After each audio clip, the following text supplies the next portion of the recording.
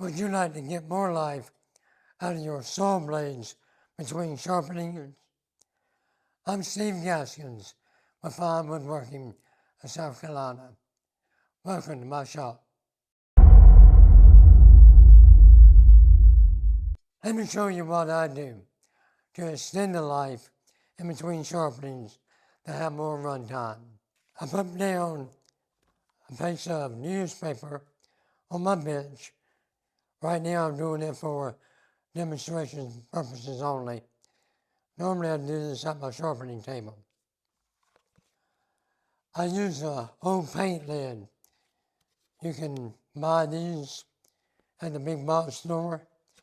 What I like about it, it has a rim that'll come in good when we use the cleaning fluid, and it has a divot in the middle.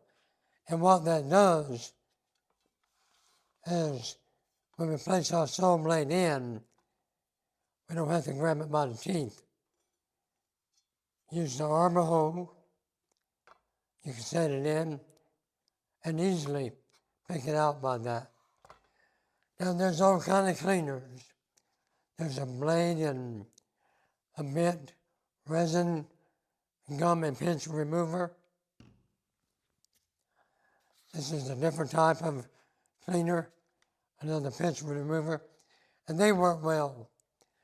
But what I would use most of the time is easy to find, and it works equally as well as this simple green. I'll put a link in the description down below. Spray the area that has the buildup, get it real wet, flip it over. Again, it flips easy if you grab it in the hole. Wet both sides.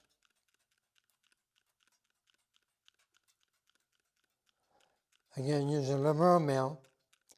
Don't let it dry on the surface. Keep it wet. You may have to come back and wet it again. And then what I'm going to do is I'm going to use a brass brush. A nylon brush works well too. I just find that a brass brush works a little better just because of the number of bristles.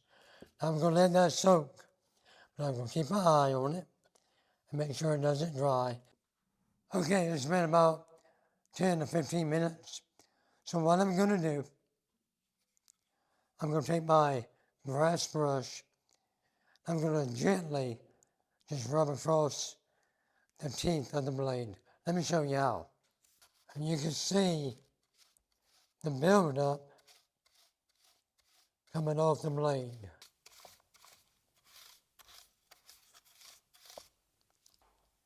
And you want to do that on both sides. Again, using the hole allows you to maneuver the blade from side to side without having to grab it on the teeth.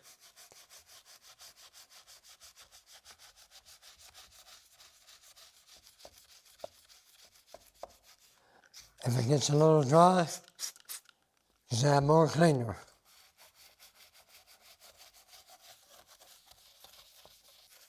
I usually go all over the blade. Not that there's any buildup there, but I have it in the bath, why not?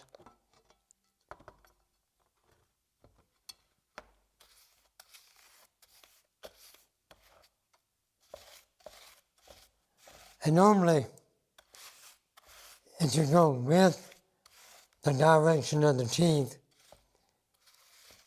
it'll clean it better, but every now and then you do have to go opposite the direction. Now I want to show you something that I do that's optional.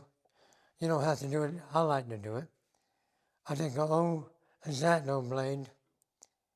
I will stand the blade, not on the teeth, but on the gullet.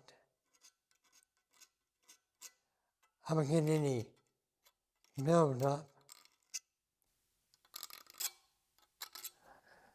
Be careful, because this time you are grabbing at the tooth area.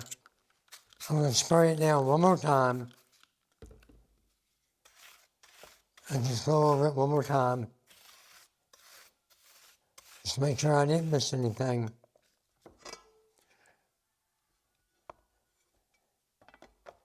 Flip it.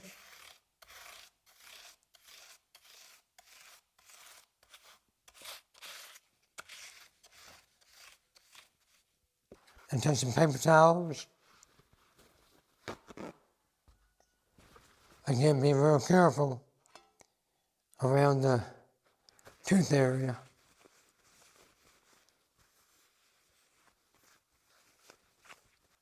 Now I take my time and I dry it off real well, both sides.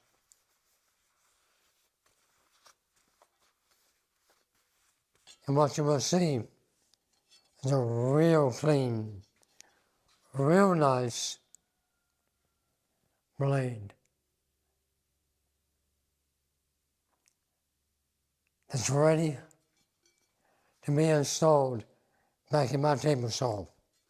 While you have the cleaner out, go ahead and take the time to put a few router bits in there too. Same thing, just let them soak in the fluid 10 to 15 minutes. And this is not ready, but just take a brass brush and go over anywhere that you have buildup, such as that. So why would you take the time to clean your blades and your router bits?